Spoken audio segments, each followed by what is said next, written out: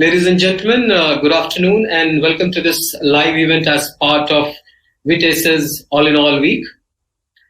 Thank you so much for joining us. I am Ashish Ranjan, your moderator for the session, and I hope you find this session informative and useful. Leadership as it stands today expects one to multitask and juggle multiple roles, and hence leaders perennially stare at this question of work-life balance. As much as that is one question that they try and answer, they also concern themselves with the larger aspect of balancing as part of the leadership role, how much to let go, what to hold back, and so on. And I think at some point in time becomes a question of discretion. All of these points and much more is what we are going to discuss in this particular session in terms of where does the balance lie? How do you play all the roles without dropping anything? To expound and throw more light on this, we are joined in by Ms. Ratika Mittal, our mentor for this session. Let me quickly introduce Ratika. Ratika is an accredited coach focusing on executive and business coaching. She brings over 2 decades of corporate experience in various leadership roles across BMW Financial Services and Citibank and GE. She also served on the board of BMW India Leasing Private Limited. Her coaching engagements include working with CXOs and senior leaders across multiple industries, including banking, insurance, NBFC, consumer goods, pharma, IT, and she has also been mentoring CEOs and founders of startups and SMEs. On that note, welcome, Ratika. Thank you so much, Ashish. Great to be here. So good to see you here, Ratika. I'm going to start by requesting you to tell us about your leadership journey and how did you handle this eternal need to balance different facets of life and multiple roles that we play as leaders. Thanks so much for giving this opportunity. I think if I was to describe my leadership journey, 2 words that come to mind are exploratory and learning.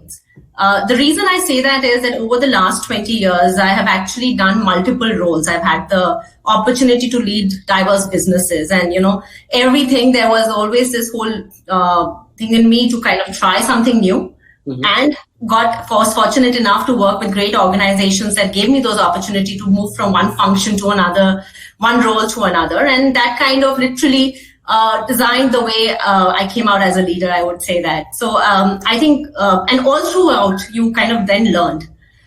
20 years in the career and 20 years in the corporate world, and in the BFSI segment, I've seen enough and more economic cycles.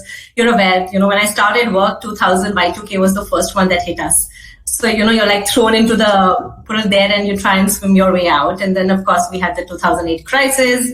We had multiple in and no out. So everything, each crisis gave you an opportunity to try and learn something new.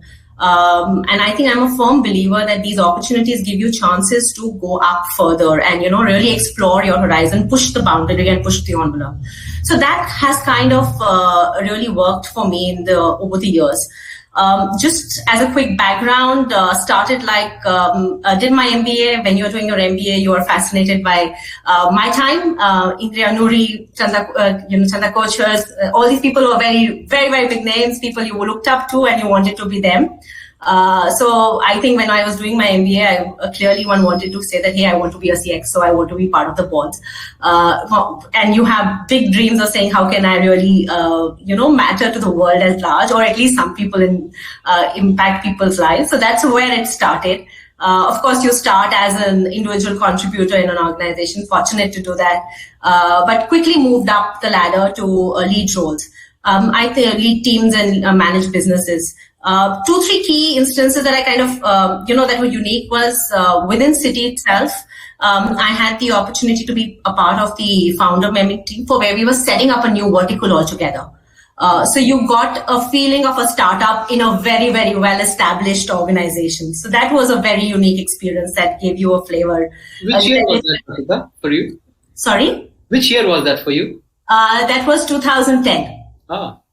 way back in 2010, and we were setting up a sales and distribution network within the bank. The whole idea at that point of time was that, the concept was that you have salespeople for all different products, whereas we are in a bank and we should be able to service the client's need as per his requirement.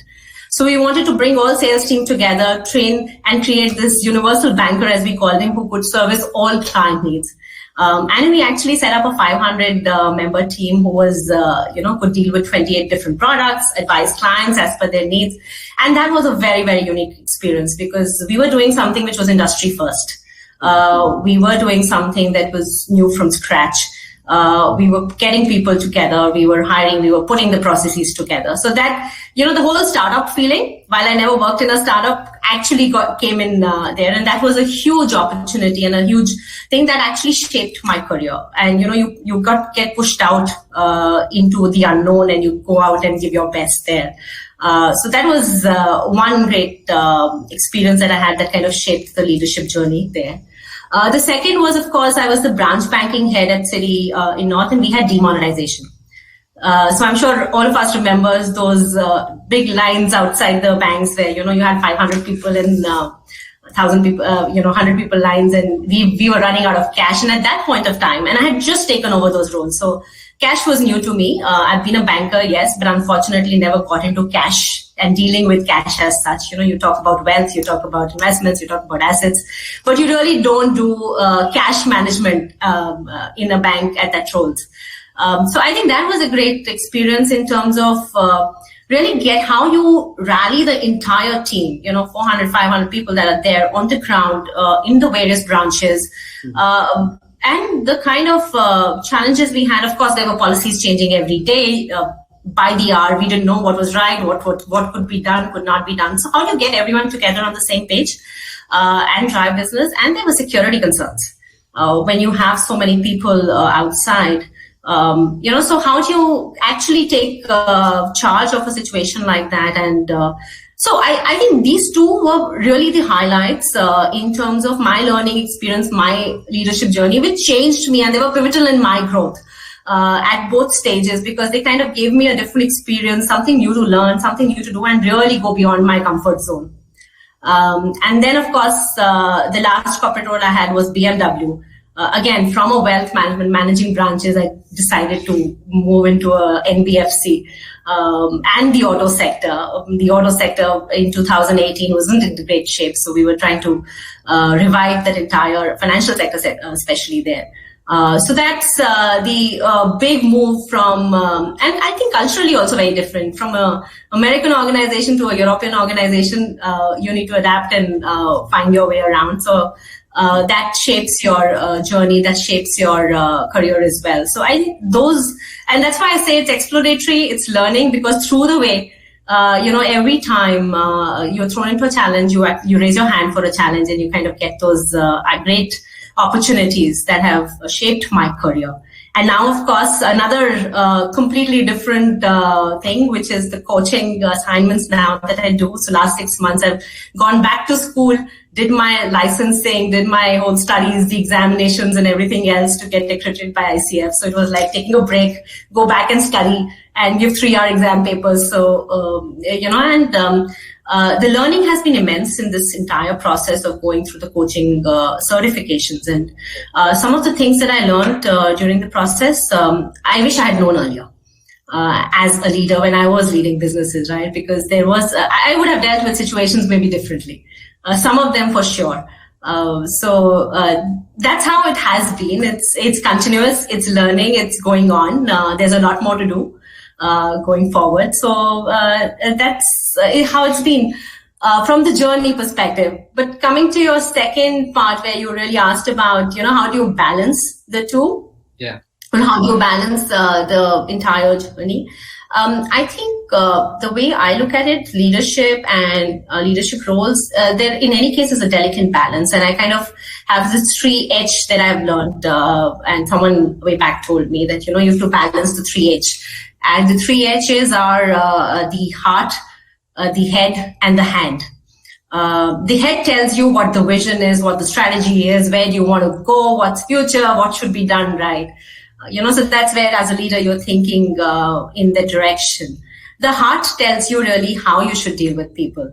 The whole emotional aspect, the empathy, the compassionate leadership that we talk about, right? So you have to have a good balance between the two. And the third and the most important is really the hand, which is the execution.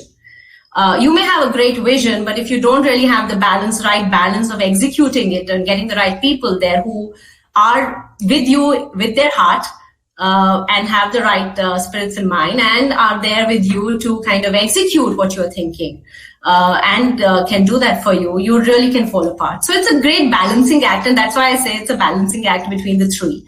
Of course, as a woman, and today we're talking on Women's Day, so I would like to wish all our attendees who are here a very happy Women's Day as well. But as a woman, of course, you have the fourth facet, as always said, that you have to balance work-life as well. And so I have two boys, and through both 12 and 18 now, nearly 17 now. So it's been a great journey with them. I think my support system has been really the pillar of strength, which has helped me come all this way.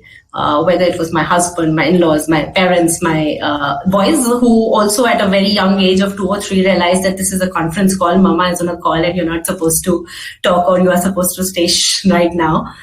So they've also kind of been an equal part. And of course, then there have been mentors and sponsors in the organizations, my bosses, who've been very, very supportive.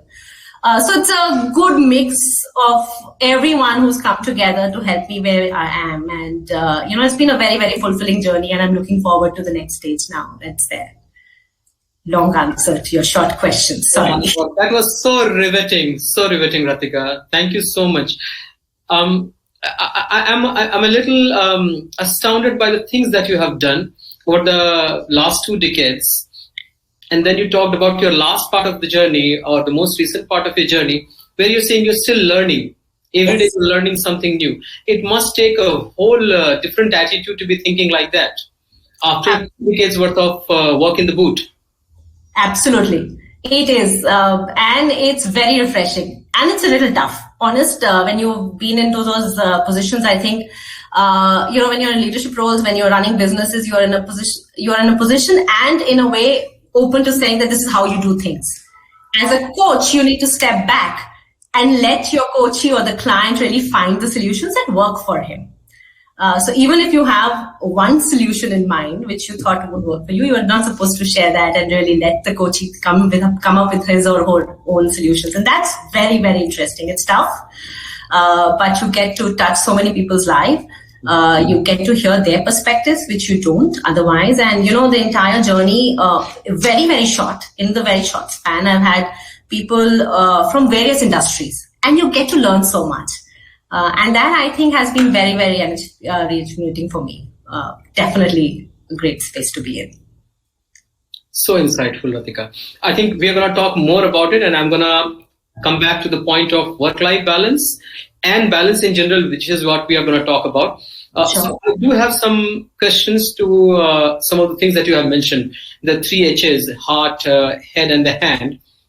What I'm also going to do is to see if the audience has any question. And ladies and gentlemen, if you have any question, feel free to type in the chat box, and I'll be very happy to take it up on your behalf. So let me start by asking you, Ratika, when you talk about work-life balance, what is the fundamental point in your assessment around work-life balance? When we talk of balance, what is it all about? Okay, so I think the way we define work-life balance, to me, why do we talk so much about work-life balance? Because somewhere there's stress. Somewhere people are feeling fitness fatigue. If both those things are taken care of, you won't need a work-life balance. And I mean, we could be with our friends 24/7, party all day, and you don't feel fatigued, you don't feel stressed out, and there's no need for a balance there. So as long as you can take care of the stress and the fatigue and, keep the energy levels high, I think work-life balance is really just a term. And to me, yet it's an important thing. I mean, you do definitely need to be there with everyone. So the way I look at work-life balance are 2 things, I think. One, or how do I manage work-life balance, is to say it's all about choices in your career. At one point of time, you may decide, and all of us have jobs that require us to put in more than 12, 18 hours of time on a particular day. You're running against a deadline, you have a project, you have something new that's come up, or you are just simply firefighting on something new. So you do have those situations that are there, and at that times you need to put in those extra hours. What's important is that you realize that are you doing something which you're happy doing? If you're happy and content, in any case, it's easier. If everyday work is a challenge, then the work-life balance becomes a bigger thing in any case. But if you're happy doing that, and and there are situations in my life I've had to choose between, say, going to a PTA or to a child's function versus going for an important client meeting, or a board meeting, and how to decide, right? So for me, it's always been about a choice. I've said that, and there are times I've left PTA meetings. I've called my husband and said that, hey, I can't go this. Please, will you attend? I've not attended. I've missed a couple of annual functions where my kids were performing. Unfortunate, but I got them to record everything and then saw it later and on. Because at that point of time, it was important for me to be at work, and it was important. There was something very critical that was at work, and I had to be there. So it was a very conscious decision and a choice to be at work and not be with family at that time, though there was something important at the family life too. So the moment there's a conscious decision and you choose, I think it just becomes easier. And the work-life balance then kind of says that, hey, this is my work period, or this is, where I want to spend the time, right? This time at this place. On the other hand, there have been situations when I have taken off 2 hours, 3 hours, stepped out of work and gone for a PTA meeting because that was important, or gone for one of those things that are required, or attended to someone at home. So choice becomes extremely important. And the other thing is managing expectations, I think. As long as people know when are you available to do for work, where can they reach you, what's your time that you're able to divide between work, between family and office, and they know that you would be available. Again, an example here that I would like to share. So as you go up, I realize you need to spend more and more hours at work. I don't know why it happens, but it does happen. For me, it was during this whole process, it was important for me to be back at home. Or I would try at least thrice, if not more, 3 times in a week, to be back at home by 8:30, and be there with the kids when they're having their dinner, and just general catch up, and if required, log back at 9:30. So there was this time of 8 to 9 when everyone at work, my team members, my bosses, my all stakeholders would know that, hey, this is the time when she's at home. We know she's at home. And she would, if you can reach her if there's something very urgent, but she would prefer if we call her after 9 when things are taken care of. So I think when you set the expectations right, they also help you navigate this whole work-life situation a little better. But you can't be everywhere at all the places and all the time. You can't be perfect every time, right? So as long as you realize that you can't be there everywhere, you have a choice to make, and you choose to be at a particular place and give it your 100% there.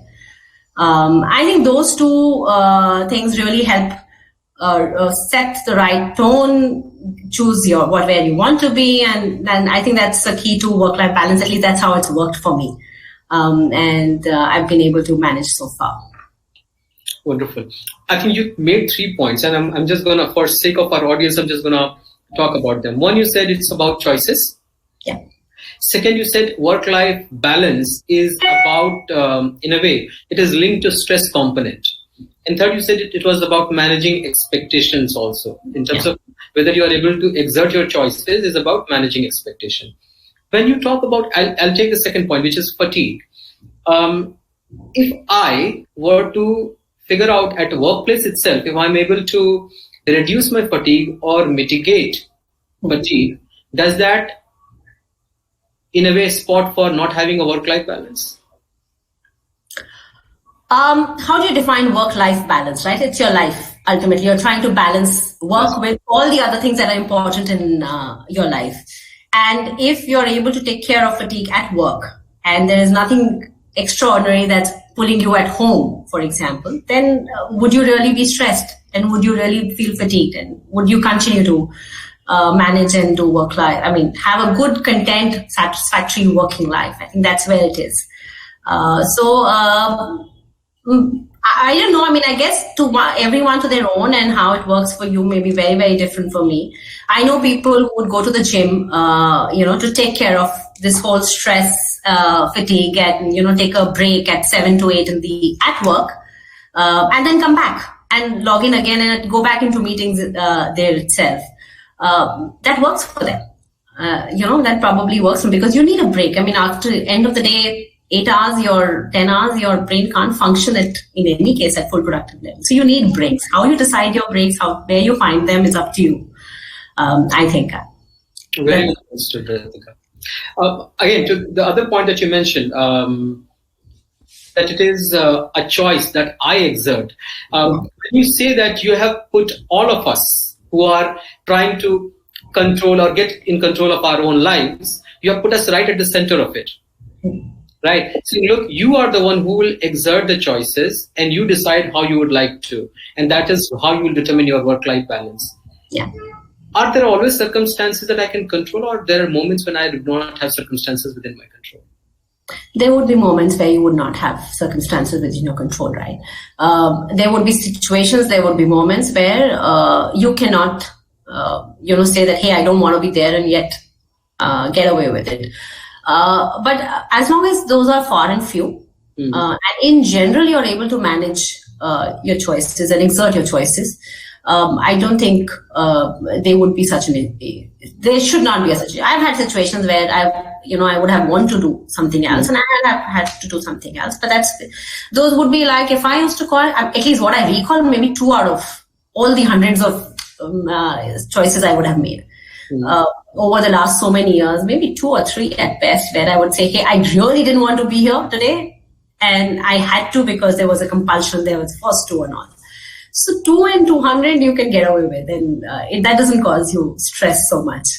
It may have momentary issues. At that point of time, you may feel awful. But if you look at your lifespan, if you look at, we are going to work for 35, 40 years. Let's be honest. So if in those 40 years you've had situations like these that come tense in such situations also, it doesn't matter, because you would have had 400 other situations where you would have managed to have a balance that you want. So I think that's the way I would look at it. You can't control everything, but you have to make the most of what's available and what you can do. How do you miss a PTA or an annual function at school and not feel guilty about it? So like I said, and you're making me, run these again in my head. I'm running these in my mind. Yeah. I think, like I said, and it's not that I've missed a lot of PTA. I'm sorry, I'm going to stand corrected there. I may have missed a few only. And thankfully, the teachers are now kind enough to keep them on Saturdays and early morning at 8 o'clock. So that helps and makes life easier. But you do feel guilty. And it's not only about the PTA and the annual functions. I remember my kid, the birthday parties. There are enough and more birthday parties. I have not attended them. I could never go for those, and all the other moms would go. Take the kids along for the birthday. And one of my days, the boy said that, hey, I don't want to go because all the other moms are there. You're not there. And that's one of those days when you feel super guilty, saying, what am I doing? And am I at the right place? But I think when you look back, he doesn't even remember he said that. As long as you have the network and the support to make sure that he's, the child's taken care of, all his needs are being met, and, and then it's all about choice. Ultimately, I chose not to go at that day. So how can I be guilty about it? The fact that I had a choice to go and I did not, it rests with me and it ends with me. Did I make sure that I got everyone else around me, coming together and make those things happen? Yes. Did I stretch my network, whether it was parents, my husband, or friends, family? Yes, I did. And you have to use your network well to ensure that, they don't leave. But ultimately, where's the guilt? I mean, I chose, so why should I be feeling guilty about it? Momentary, yes, you may feel bad about it, but then you see why you chose why did you make a decision of going for a meeting and not going to the PTA? And the moment the meeting is important, the moment let's just say the balance is heavier on the other side, and you took that conscious decision, the guilt on its own goes away. But yeah, as you make me relive all those situations, I would feel guilty still. No, my idea was not to do that, Ratika. My idea was more to understand when you say that it is a choice or choices that you and I make as individuals. Now I understand why you say that, because even, at this point in time or at that point in time, momentarily it would have made you feel guilty. The fact remains that when you look back at it, you realize that these were very definitive choices you would have made as a person. And that is where all of us in our own lives are at the center of the choices that we make. And hence we command and control the aspect of work-life balance. Absolutely. Absolutely. You put it brilliantly and you put it better than me. I must say this. And that's exactly what I was trying to say. We control our work-life balance and what we do about it. Wow. Thank you, Ratika. Before I move on to the next question, what I'll do is quickly check with the audience if you have any questions for Ms. Mittal.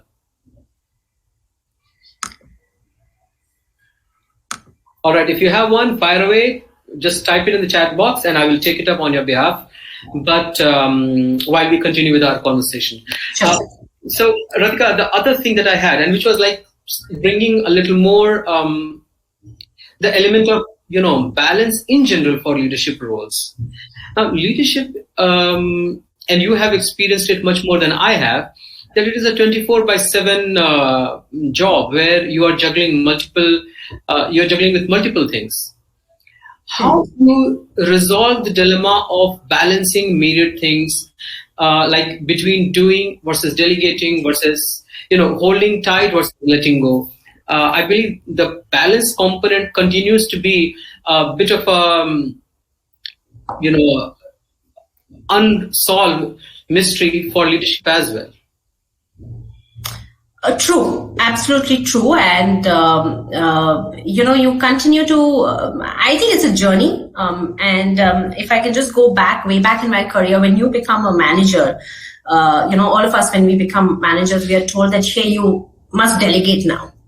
Find time to do other things. You have people to do this business and you learn to delegate.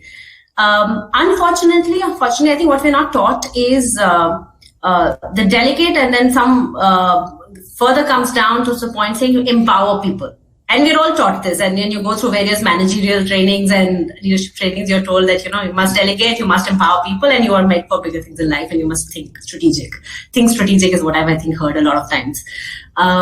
But what we're not told is let go. I think very recently, or let's just say towards the end part of my later part of my career, I realized that there's a huge difference between delegation and empowering people and letting go. When you're delegating, you're still trying to control. You are still trying to see, the work gets done on time. You're still trying to see it's of the quality that you want. When you let go, you actually let go and let people take decisions and, step back. I think that's the beauty of leadership, and that's where the real transition, for me at least, came from a manager to a leader. Because you are then in a position to say, hey, I have empowered you. I have let you, this is your baby. Run it like you would. Because as a manager, I've done that earlier, right? So this whole balance between holding tight and trying to control. And I think as a woman, we have a trait, or at least I definitely have. I want things balanced, and I think I need to be in control. You may call me a control freak, but I just need to know what's happening. And it's been the toughest thing for me as a leader to learn, to let go. And that's where I had a coach who kind of helped me. And that's when I realized that there's a big difference between delegation, empowerment, and letting go. And that kind of made the transition. And you have to balance that. But you have to differentiate between what's critical, important, and urgent. I think we again get locked in this whole thing of this is important, I need to do it right now. Is it important? Is it critical? Is it urgent? Is it critical? And what is it that you can let go? Again, the balancing act about saying what's important, what's critical, and what's urgent, and how do you manage those things? That's ultimately why are we doing this? Because, people expect leaders to think more strategically, think for the future, say where we're going to go 5 years, 10 years down the line, and you can't get bogged down in doing execution. regular work, right? And so this whole pyramid that one has, that, you have to move away from an executionist to a catalyst to a strategist. I think that's absolutely true. It's there in books, but in a transition, it's absolutely true to be a strategist and a catalyst. You cannot no longer be an execution, but yet at times, in times of crisis, I think you need to get down and get your hands dirty, and that's where you need to be out there in the front. So whether it's you're leading from the front, I think it's extremely important to be there and lead from the front in a crisis situation, in tough situations. You need to be there with your team. You can let go when things are going good, right? And you can step back and let the team take the entire credit for what's happening. Let them run the show. But in a crisis, be out there. So if one was to look at, and I'll take 2 examples, demonetization, had I stepped back, it would have been a very different situation. I had to be there on the ground. I mean, if my branch managers and people are actually taking the brunt of the public, how can I be not there? So I have to be there, and that's when you step in. We've all gone through tough cycles, right? You've had situations of downsizing and all. You have to be out there. That's where when you take control and take charge. All the other things I think you can let go and let the teams run. And move away from this, again, this whole delicate balance between saying what I need to execute myself and what I can let go, and, on the other hand, think as a catalyst and move forward there. So I think those are situations where as leaders, we continue to balance various scenarios, various ways that we deal with people. How much do you communicate? I think that's the big one. I think COVID has taught us that we have to communicate, be there. I don't have the answers. I don't know when we're coming back to office. I don't know what we're going to do. But being open, being available to talk, I think that's the communication piece in situations like this, in situations of crisis, in situations where there are changes happening, extremely important. And some of it you need to keep to yourself as you go up, and you can't let go. And if there are tough times, some of the things you just cannot tell your teams. And that's again a beautiful balancing act where as leaders, the whole perspective changes. Some leaders would just pretty much let the stress flow, and some would shoulder it and absorb everything. And that makes a huge difference. So it's a balancing act throughout. And that's the reason when, I was discussing earlier, we're saying it's the great balancing act is not about work-life balance alone. It's about the leadership in general. There's so many things that one needs to balance throughout our lives because we have different roles and because we have different situations. I totally rhyme with that. When you talked about, leadership's need to let go at some point in time, I realized most of the leaders, because of where they are, they have come there by dint of a very strong work or body of work that they have done as an individual contributor. They have had performance paranoia throughout their individual contributor days, because of which they shine through, and then eventually they are where they are. Mm-hmm. How easy or difficult it is for them to let go of a baby that they cared for till, a month back or 3 months back, and all of a sudden, when you say empower your team members, give it to them and forget about it, does it really come easy? It doesn't come easy. And like I said, for me, it's been the toughest transition for me, because it is definitely not easy. And you're right. I mean, it's your baby, right? So how can you not take care of it anymore? How can you not be involved in that sense? It just doesn't come easy. But you have to, right? I mean, if you are looking at moving up, ultimately it's for your growth also. How much can I contribute to a ship that's now sailing well? Where am I adding value? For all you know, I'm pretty much taking out energies in that system because I'm just constantly there on everyone's head. So it's a tough one. I would say I've perfected it. I have still a way to go on that one. I have seen some leaders who are beautiful at this. They would just empower, move away, and look at the next step. But I think what a little bit that has helped me to let go is to really say what next. And the moment you start thinking what next, you get involved in that thought process, and then you can hopefully let go and do let go and get away from the daily nuances of work. I'm going to just jot down that particular nugget that you mentioned about some people kind of withdrawing energy from the system instead of contributing. Yeah. Ratika, you talked about one more aspect, which is in times of crisis, as much as there is a need for a balancing act, but the leaders must go to the epicenter of the crisis. Yeah. And I think you talked about your branch banking experience during the demonetization days. Yeah. In your experience, do you see, in your own background, did you have multiple of those examples where you realized that as much as you needed to delegate and let go, but there are places where you must be, seen at the center of handling that particular crisis? Like I said, I think where you must be seen is only at crisis. Again, I can, over the last 20 years, and let's just say last 10 years, because first 10 in any case was not senior enough for, managing smaller teams. Very few situations where you really need to be there. There would be far and few, but when you have to be there, you have to be there. I mean, you cannot let people be there alone. We've had situations, without naming the situation, but you have, I think anything which is disruptive, anything at positive or negative both. Positive, it's easier because there's a way energy that's going out, and it's so much easier. There's a lot of celebrations around it. But anything which is negative, those are the tough ones to manage, and that's where you have to be there. You can't delegate that work. Of course, you can, but I think it's best done on your own, and especially if you are a frontline leader. All right. So, in crisis moments, leadership must be seen in action. I think so. Yeah. I absolutely. I've seen it all my life, let's just say. Even if I was at the forefront and managing a very tough situation, I know the entire leadership team was, even if they were at the head office, were there to support me and had my back. Right? So it's not physical presence that matters, because not everyone can be there, but it's just that I'm there for you.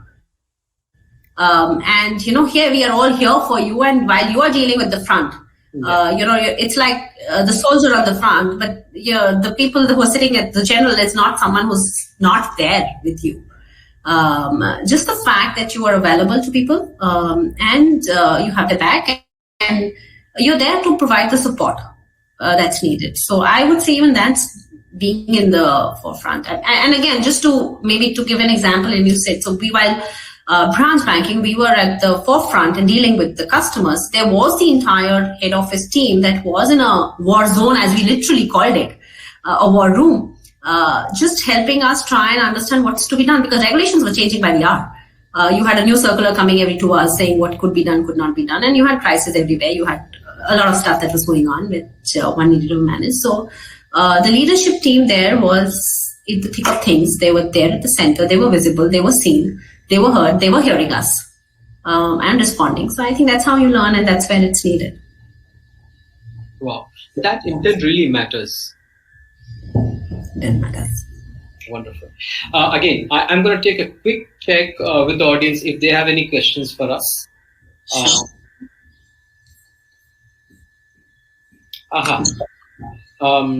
One question that we have is, how do you think we could include women leaders that are moms and balance their time?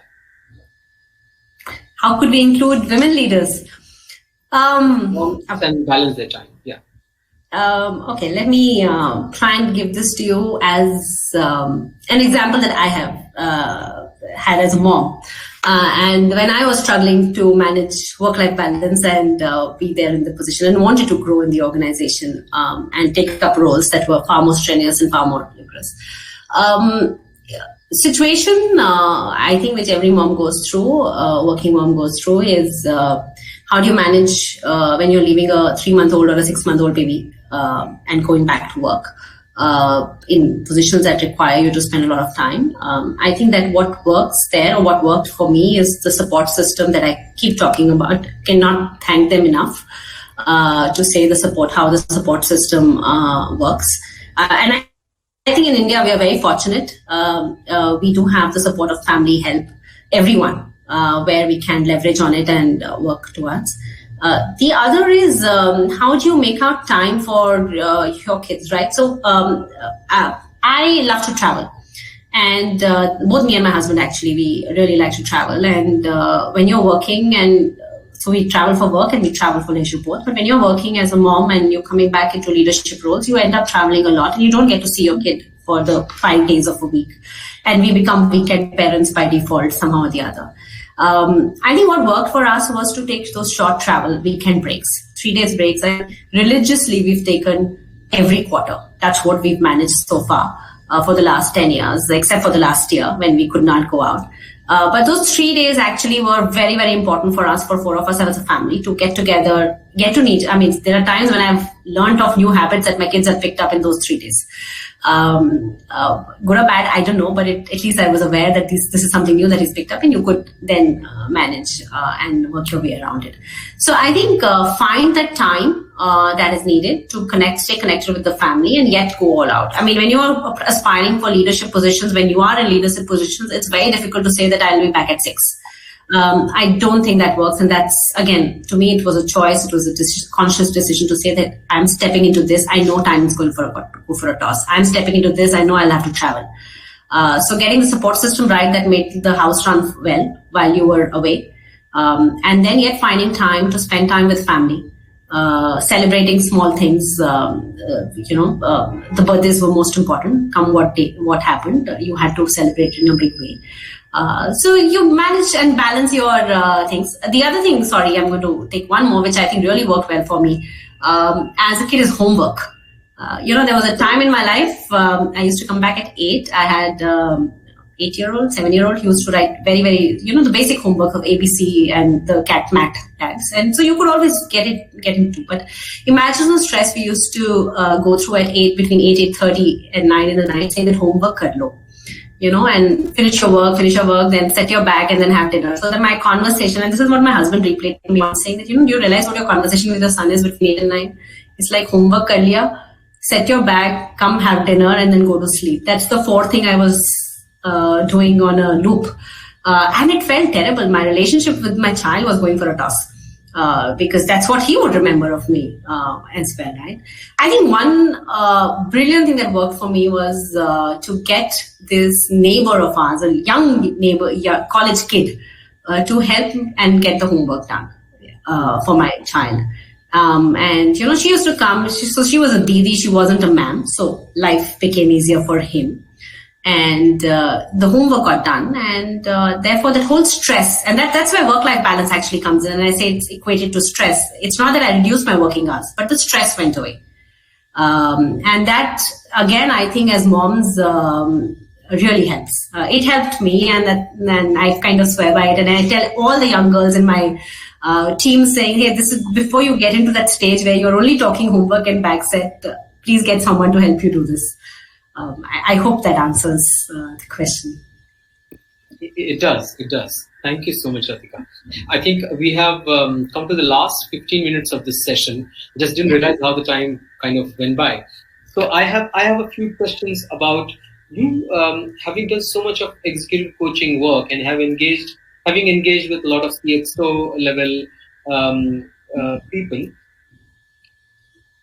When you advise CXOs, what would be your advice to the organizations where work-life balance is not part of the organizational narrative, but there is a willingness to experiment? If you had to advise them some baby steps, what would be those? Okay, I think good question, but the first big step they've already taken is they've realized that there needs to be something that needs to be done. So I think that's like a big thumbs up and half the battle won.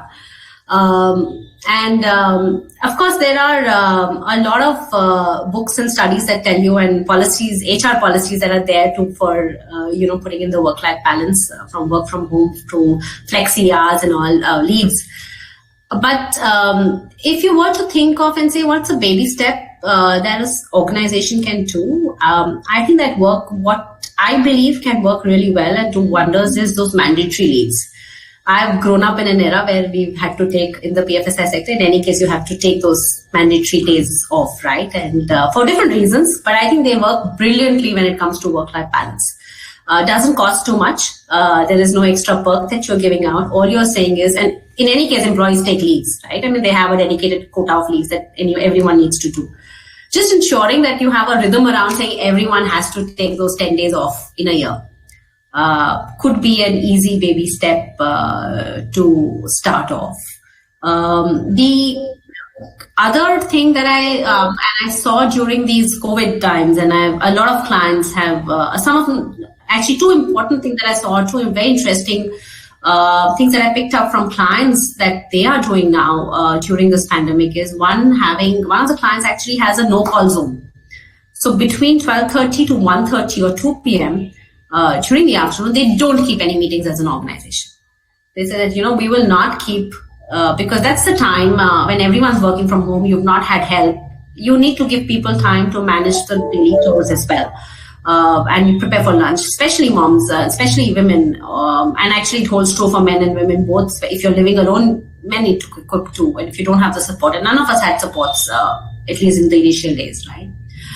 So it's a practice that I picked up that a couple of organizations are doing, and I think they're brilliant practice for just reducing stress, ensuring there is some work-life balance, and all it takes is ensuring you don't keep meetings between 1 and 2 or 12:30 to 1:30, depending what your things. So again, a very small step. Another very interesting thing that I picked up, which kind of stuck chord with me, was the CEO of an organization writing letters to the partners at home. Spouses at home, partners at home, parents at home, saying, hey, we know you're going through a tough time and we've pulled your partner out for longer than usual and you are going through stress, but we just wanted to say that we really value your support and contribution. I think that really stuck a chord with me. I don't see too many people do that. I think you all talk about it, but just to get a letter from the CEO of a company which is addressed to the spouse at home, man or woman, doesn't matter. It brought a smile to me on that day. And when anyone I speak to, they'll say, "Hey, it's such a simple thing to do." And it's not that we don't value; we all value. But just going that extra nudge of saying that, "Hey, let me just write, and let me just acknowledge." I think those things and both these two I've kind of picked up during the pandemic from my clients. The way they are doing it, right? So these are not large multi. I mean, one of course is a large client, the CEO is a large multinational client, but the other one is someone very regular who's saying that, hey, I would do this. So I think you can always find things that work well for an organization to do well. Community bringing, you have to live as a community, right? Like I said, if you're happy with where you're working, the work-life balance kind of takes care of its own. So if there is this whole feeling of community, if there's a whole feeling of a family at work, that also, you have a shared purpose and not work-related purpose, but I have seen organizations have fitness goals. So if there's a walkathon that people are doing at home, and again, or otherwise, fitness goals, everyone was given those fitness watches to say that, how many steps are you doing, or you have vouchers at the end of the week, which team is leading. All these things, not work-related, very simple to do, don't cost you at all as an organization, and or maybe just cost you very little, but can bring out a difference. So, but I think the biggest step is that you realize there is a need to change and bring in work-life balance. Then all these ideas will come from the team within. I'm sure anyone who's looking at it and wants to deliver, they just need to go and ask, hey, what do we need to do? And they'll have tons of more ideas that come their way. Wonderful. So some people, as long as they are cognizant that this is something that they would like to work around, that itself is a big deal. Yeah, it's a big deal. One last part of my question that I had for you was, as part of your work, again, you have mentored a lot of startups and SMEs, by the way, which run on the energy, passion, and conviction of the founders. Now, for them, there's a lot at stake. There's a limited time to seize an opportunity. If you do not seize this, your competition will. For this startup ecosystem, is there even a possibility of thinking about issues such as work-life balance, and how do they tackle these questions? So there is a possibility of thinking about it for sure. They do think about it because they also see the employee stress and the fatigues that are happening. And I'm talking from experience of these startups that I've been talking to. But I think there are two things. One, like you rightly said, that they're in the situation where they have to prove a point. They cannot let go. They are, it's a fairly competitive world. And the way I look at it, it comes back again to the choice that they have decided to be in a phase which is a hyper growth setup startup phase. This will not last forever. So as long as there's an end date, an indicative end date of saying that, we are going to do this for next 6 months and we have a goal to achieve this. So as long as there's an end date, there's a shared goal and a purpose to say this is what the team is rallying towards. And I think if there are celebrations for small successes that happen through the way, that can kind of bring in some kind of energy back into the system when there's fatigue and stress levels setting in. They do, all of us know that, a happy employee is a happy customer, and there are enough and more studies done that you need work-life balance. It has a positive impact on P&L. It has a lot of things that goes well for it. And the startups also recognize that. It's just that they don't have the time at that point of time. And they're always fighting, and they're doing something, running against time on projects that they have to deliver. They may have an investor who's, breathing down their neck to do something, or they have a deadline to launch something. So there is pressure, but I think they chose to be in a situation like that. And anyone who joins a startup knows that he's getting into a chaotic workplace. It's not like working in an MNC, which has very, very organized processes, policies, and structures around it. So you're getting into a startup because you enjoy that energy. You're getting into a startup because you love that space, and you are getting into a startup, or the founders and the CEOs know that they are in it for the next 6, 10, 12 months, 1 year, 2 years, maybe tough. And would need a lot more. So it's a conscious decision for the CEOs for sure, and it's a conscious decision for people who join startups. So you are again. It's important. Everyone recognizes work-life balance is important, but maybe that's something that will come a year down the line. But you don't have to give it away. You should have an end date. You should celebrate small things and be compassionate. I think as long as the founders and the CEOs and the leaders there are compassionate and recognize that people would need time off for personal work, and they have that flexibility. You may not have a structure, you may not have a policy, but you have the compassion, you have the empathy and the compassionateness to actually let that happen. I think that would work well for a startup. And then there's an end date to something, and the chaos cannot go forever. The chaos, there has to be some lines that come in there. I think that could work well for them to just ensure the energies remain positive. Else the stress levels build up, and then you have the negative energies that keep coming in. Wow. So I heard two things very clearly, Ratika. One, you said for these periods of stretched working hours, there must be an end date for them. Yeah. Second, I heard was that while you are in it, celebrate all successes, even if you think they are small, right. Which will help you mitigate the fatigue, use the fatigue that you have in the system. That's right. I can think of only these two right now. I don't know if there's a third one, and I'm sure there are 3 other ways of managing it, but that's what comes to my mind, at least at this time. No, you also, I think these are very valid points. And also, and I'm going to be careful about it, but you also said that, look, you are coming to a startup where you're creating something new, something absolutely innovative, and you know that this is almost, you have taken it in stride that there will be certain things that you must be ready for as a CEO or a founder of a startup, that you are ready for those long hours or stretched working hours. Yeah.